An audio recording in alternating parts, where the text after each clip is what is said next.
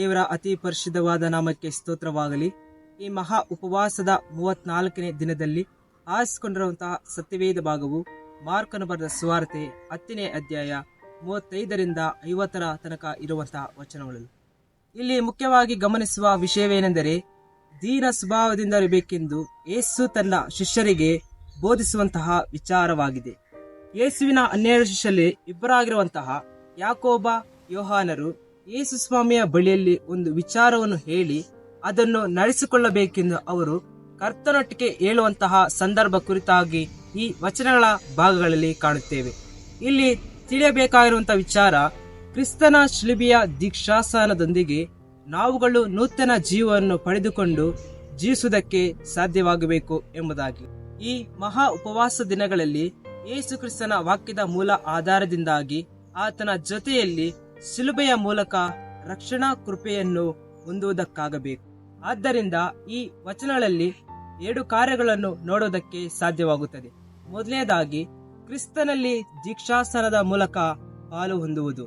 ವಚನ 38ರಲ್ಲಿ ನೋಡಿದರೆ, ನಾನು ಕುಡಿಯುವ ಪಾತ್ರೆಯಲ್ಲಿ ಕುಡಿಯುವುದು ನಿಮ್ಮಿಂದಾದೀತೆ, ನನಗಾಗುವ ದೀಕ್ಷಾಸನವನ್ನು ಹೊಂದುವುದು ನಿಮ್ಮಿಂದಾಗಿತೆ ಎಂಬುವಂಥದ್ದು. ದೇವರ ಮಹಿಮೆಯ ಪ್ರಬಲದೊಂದಿಗೆ ಕ್ರಿಸ್ತನ ದೀಕ್ಷಾಸನ ಮಾಡಿಸಿಕೊಂಡವರು ಹೊಸ ಸ್ಥಿತಿಯಲ್ಲಿ ಪ್ರವೇಶಿಸುತ್ತಾರೆ. ಹೊಸ ಜೀವಿತ ಅವರದಾಗಿರುತ್ತದೆ ಮತ್ತು ಯೇಸು ಕ್ರಿಸ್ತನ ದೇಹದಲ್ಲಿ ಸದಸ್ಯತ್ವವನ್ನು ಪಡೆಯುವರಾಗಿರುತ್ತಾರೆ. ಯೇಸು ತನ್ನ ಶಿಷ್ಯರಿಗೆ ಹೇಳುವಂಥದ್ದು, ತನ್ನ ಬಾಧೆಗೆ ಸಾದೃಶ್ಯವಾದ ಪಾತ್ರೆಯಲ್ಲಿ ಪಾನ ಮಾಡಲು, ತನ್ನ ಮರಣಕ್ಕೆ ಸಾದೃಶ್ಯವಾದ ದೀಕ್ಷಾಸನದಲ್ಲಿ ಭಾಗಿಯಾಗಲು ಆಗುತ್ತದೋ ಎಂದು ಅವರಿಗೆ ಹೇಳುವಂತ ಮಾತಾಗಿದೆ. ನಮ್ಮ ಜೀವನಗಳಲ್ಲಿ ಕರ್ತನ ಜೊತೆಯಲ್ಲಿ ಆತನ ಕಷ್ಟಗಳನ್ನು ಹೊತ್ತುಕೊಳ್ಳುವುದಕ್ಕೆ ಸಾಧ್ಯವಾಗುತ್ತದೋ ಇಲ್ಲವೋ ಒಂದು ಸಾರಿ ನಮ್ಮನ್ನು ನಾವು ಪ್ರಶ್ನಿಸಿಕೊಳ್ಳುವರಾಗಿರೋಣ. ನಿಜವಾಗಿಯೂ ಕ್ರಿಸ್ತನ ಬಾಂಧವ್ಯದಲ್ಲಿ ಇರುವುದಾದರೆ ಆತನಲ್ಲಿ ಸಹ ನಾವು ಈ ಉಪವಾಸ ದಿನಗಳಲ್ಲಿ ಆತನ ಶ್ರಮದ ಕಷ್ಟಗಳನ್ನು ತಾಳಿಕೊಳ್ಳುವಂತಹವರಾಗಿ ಈ ಲೋಕದಲ್ಲಿ ಜೀವಿಸೋಣ. ಈ ದಿನಗಳ ವಿಶೇಷತೆಗಳಲ್ಲಿ ನಮ್ಮ ನಿರ್ಧಾರಗಳು, ಆಲೋಚನೆಗಳು ನಮ್ಮ ವೈಯಕ್ತಿಕ ಜೀವನವನ್ನು ರೂಪಿಸಿಕೊಳ್ಳುವಂತಹ ಸಮಯದ ದಿನಗಳಾಗಿವೆ. ಆ ಒಂದು ಯಥಾರ್ಥ ಜೀವನದಲ್ಲಿ ಕರ್ತನ ಜೊತೆಯಲ್ಲಿ ಬೆಳೆದು ಬಾಳುವರಾಗಿರೋಣ. ಎರಡನೇದಾಗಿ ನೋಡುವಾಗ, ಮನುಷ್ಯನು ಕೂಡ ಸಹಾಯದ ಸೇವೆಯನ್ನು ಮಾಡುವುದಕ್ಕೆ ಸಾಧ್ಯವಾಗಬೇಕು. 45ನೇ ವಚನದಲ್ಲಿ ಈ ರೀತಿಯಾಗಿ ತಿಳಿಸುತ್ತದೆ, ಮನುಷ್ಯ ಕುಮಾರನು ಸಹ ಸೇವೆ ಮಾಡಿಸಿಕೊಳ್ಳುವುದಕ್ಕೆ ಬರಲಿಲ್ಲ, ಸೇವೆ ಮಾಡುವುದಕ್ಕೂ ಅನೇಕರನ್ನು ಬೀಳಿಸಿಕೊಳ್ಳುವುದಕ್ಕಾಗಿ ತನ್ನ ಪ್ರಾಣವನ್ನು ಈಡು ಕೊಡುವುದಕ್ಕೂ ಬಂದನು. ಸೇವೆ ಮಾಡಿರುವಂತದ್ದು ಇದಕ್ಕೆ ನಮ್ಮ ಕರ್ತನೆ ಶ್ರೇಷ್ಠ ಮಾದರಿಯಾಗಿದ್ದಾನೆ.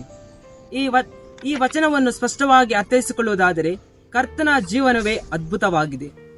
ಆತನ ಜೀವನ ಕಾಲವೆಲ್ಲ ಸೇವೆ ಮಾಡಿದನು ಮತ್ತು ತನ್ನ ಪ್ರಾಣವನ್ನು ಆತನು ಈಡಾಗಿ ಕೊಟ್ಟನು.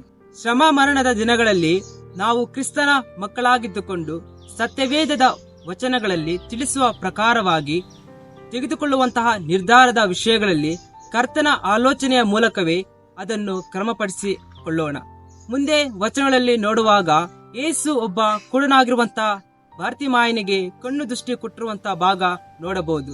ಇಲ್ಲಿ ಸಹ ಕ್ರಿಸ್ತನು ತನ್ನ ಸೇವೆಯ ಮೂಲಕವಾಗಿ ಆ ಕುರುಡನಿಗೆ ಕಣ್ಣು ಕಾಣುವಂತೆ ಮಾಡಿದನು. ಕರ್ತನ ಮಕ್ಕಳಾಗಿ ಜೀವನವನ್ನು ನಡೆಸುವಂತಹ ನಾವೆಲ್ಲರೂ ಸಹ ಕ್ರಿಸ್ತನ ಕರೆಯುವಿಕೆಯಲ್ಲಿ ಆತನ ಜೊತೆಯಲ್ಲಿ ಕಷ್ಟದ ಅನುಭವವನ್ನು ಗ್ರಹಿಸಿಕೊಳ್ಳುವುದಕ್ಕೆ ನಮ್ಮೊಬ್ಬೊಬ್ಬರ ಜೀವನದಲ್ಲಿಯೂ ಸಾಧ್ಯವಾಗಬೇಕು. ಕ್ರಿಸ್ತನ ಮಕ್ಕಳಾಗಿ ಎಂಬುದಾಗಿ ಹೇಳುವಾಗ ಸುಖದಿಂದ ಜೀವಿಸುವಂತದ್ದು ಆಗಿರುವಂತದ್ದು ಅಲ್ಲ, ಕರ್ತನ ಕಷ್ಟಗಳಲ್ಲಿ ಪಾಲು ಹೊಂದುವುದಾಗಿದೆ. ಆದ್ದರಿಂದ ಯಾವ ಆತಂಕದ ಮನಸ್ಸನ್ನು ಹೊಂದಿರದೆ ಯೇಸುವಿನೊಟ್ಟಿಗೆ ಸಹಭಾಗಿಗಳಾಗಿ ಈ ದಿನಗಳಲ್ಲಿ ಆತನ ಅನುಗ್ರಹದ ಆಶೀರ್ವಾದದೊಂದಿಗೆ ನಮ್ಮೆಲ್ಲರ ಜೀವನಗಳಲ್ಲಿ ಸಹಾಯ ಸೇವೆಯನ್ನು ಮಾಡಲಿಕ್ಕೆ ನಮ್ಮಿಂದ ಸಾಧ್ಯವಾಗಬೇಕು.